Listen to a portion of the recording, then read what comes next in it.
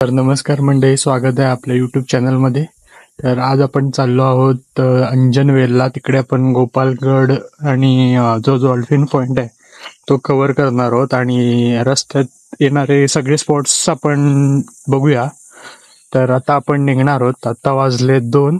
मग आपण आता निघणार आहोत तिकडे अंजनवेलच्या दिशेने. तर चला.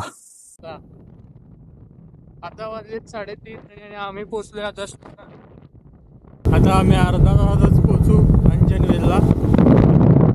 खूपच मजा येते मित्रांनो.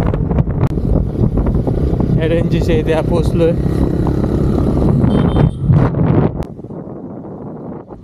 आम्ही आता मित्रांनो आलोच आहोत. 1-2 मिनिटात आम्ही पोहोचूच. आम्ही आता गोपालगड फोर्टला पोहोचलेलो आहे. आता वाजले 5 आणि आता आपण जाऊया गोपालगडच्या आतमध्ये. तर हा बघा, हा आहे गोपालगडचा एंट्रन्स असा, आणि इकडून हा मेन दरवाजा आहे. असंच आपण आज चाललोय आता. मित्रांनो, हे गोपाळगड आहे. खरं इथे आंबांच्या बागाच आहेत. काय समजत नाही, हा गड आहे की प्रायव्हेट प्रॉपर्टी आहे कोणाची ह्याच्यासारखं. तर आपण वर जाऊन बघूया काय दिसतंय आपल्याला.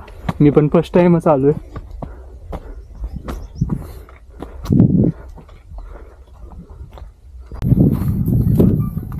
मित्रांनो, ही बघा अवस्था गोपाळगडची.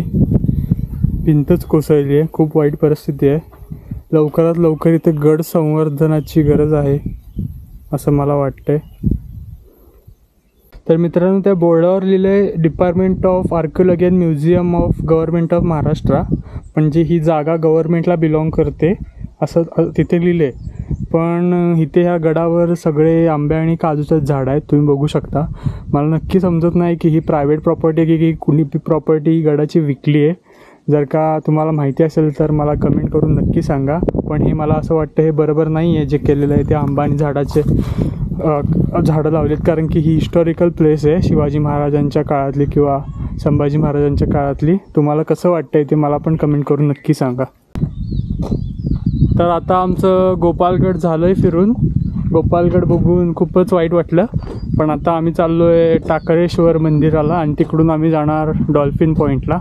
तर चला, आम्ही आता पोचलो आहे टाकळेश्वर मंदिरामध्ये.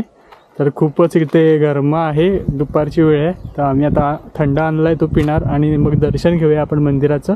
मग आपण जाऊया डॉल्फिन पॉईंटला. मित्रांनो, तो जो दिसतोय शेवटचा टोक तो आहे डॉल्फिन पॉईंट. जर का तुमचं नशीब खूपच असं चांगलं असेल, खूप नशीब चांगलं असेल, तर इथून डॉल्फिन आपल्याला बघायला मिळतात. पण ते आता शेवटी तुमच्या नशिबावर आहे, बघायला मिळतील की नाही ते. आपण जाऊया तिकडे थोड्या वेळात आणि बघूया आपल्याला भेटतात का बघायला. तर हे बघा, आम्ही आता आलो आहे टाकळेश्वर मंदिरामध्ये. मस्तपैकी दर्शन घेऊन आपण खाली जाऊया. ही आहे शिवपिंड. खूप सुंदर अशी पिंड आहे. तर मंडळी, हे आहे फंड देणाऱ्यांचे नाव त्या काळीचे.